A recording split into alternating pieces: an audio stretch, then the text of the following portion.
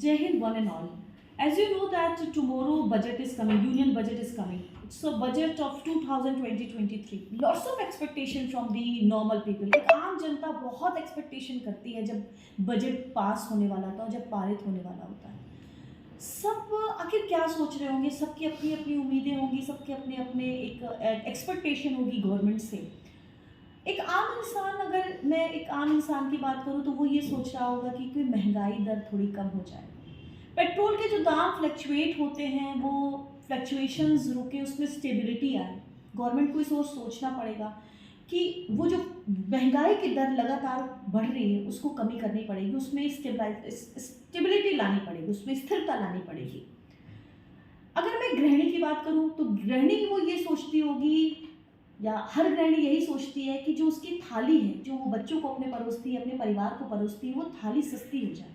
आज जहाँ उसकी थाली 180 से 200 रुपए के बीच में पड़ती है आम थाली, तो वो थाली कम से कम 60 से 70 रुपए की पड़े, यानी थाली पे जो बोझ पड़ रहा है, जो पैसे का बोझ पड़ रहा है वो कम हो। युवा, हम कहते हैं ना भारत देश एक ऐसा देश है जिसमें सबसे ज़्यादा यूथ है, सबसे ज़्यादा युवा है। गवर्नमेंट को ये सोचना पड़ेगा कि जो वो जगह जहाँ पर लोग पलायन करने से डरते हैं, जहाँ एक स्थान से दूसरे स्थान पर जाने में बहुत सारी दिक्कतें होती हैं, वहाँ पर हमें आईआईटीज़ और आईएम्स की ज़रूरत है। वो बच्चे जो टैलेंटेड हैं लेकिन किसी न किसी कारण से, इकोनॉमिकल प्रॉब्लम से वो अपनी पढ़ाई आगे नहीं बढ़ा पाते, उनके लिए स्कूल्स अरेंज करने पड़ेंगे। गवर्नमेंट को रेजिडेंशियल स्कूल्स को खोलना चाहिए जहाँ पर वो एक हर समय बच्चा वहाँ रहे, एक डिसिप्लिन वे में रहे, एक गुरुकुल प्रथा जैसी होती है वैसा सोचना पड़ेगा और इस ओर कार्य करना पड़ेगा, क्योंकि अब नवोदय से ऊपर को सोचना है। इवन मैं कहूँगी कि जो स्पोर्ट्स है उस ओर पे, उस दिशा में भी जो स्पोर्ट्स में जाना चाहते हैं बच्चे, उनकी तरफ भी ध्यान देना पड़ेगा। उनको भी एक रेजिडेंशियल आवासीय विद्यालय की ज़रूरत है जहाँ वो रहें और वहाँ पर वो सीखें, पढ़ें और खेलें कूदें भी।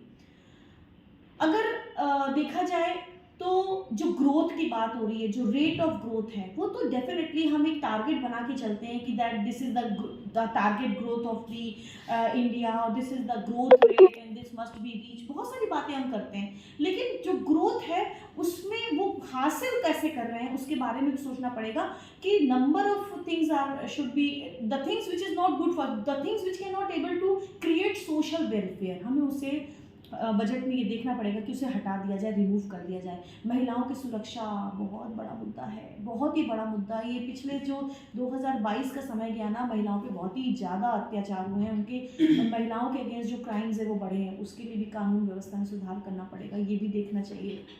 मतलब महिला सुरक्षा और महिलाओं को भी आत्मसम्मान और आत्मबल की तरफ जो कोशिश है वो इस बजट में दिखनी चाहिए। तो बहुत सारी ऐसी बातें हैं। और हाँ, यस, बुज़ुर्गों का जो एक पेंशनधारी लोग हैं उनकी भी लाइफ स्टैंडर्ड, जो लाइफ स्टाइल है उसके बारे में भी गवर्नमेंट को सोचना चाहिए। किसानों को बिल्कुल इग्नोर नहीं कर सकते। किसान बहुत ही उम्मीद लगाकर गवर्नमेंट की तरफ देख रहे हैं, सरकार की तरफ देख रहे हैं कि कुछ नई स्कीम्स आएंगी, कुछ बेनिफिट्स मिलेंगे जिससे उनका भी ग्रोथ हो। तो as a common person, as a economist और as a teacher, as a common person of the, as a citizen of the India, मैं यही चाहूँगी कि निर्मला सीतारमण जी, हमारी जो वित्त मंत्री हैं, वो इन सब चीज़ों को देखें, ध्यान रखेंगी, और जो बजट आएगा ना उसको देख के मन खुश हो जाएगा, दिल खुश हो जाएगा, और हम भी कह पाएंगे सारे जहाँ से अच्छा हिंदुस्तान हमारा। सो देखते हैं कल क्या होता है। टिल देन, जय हिंद।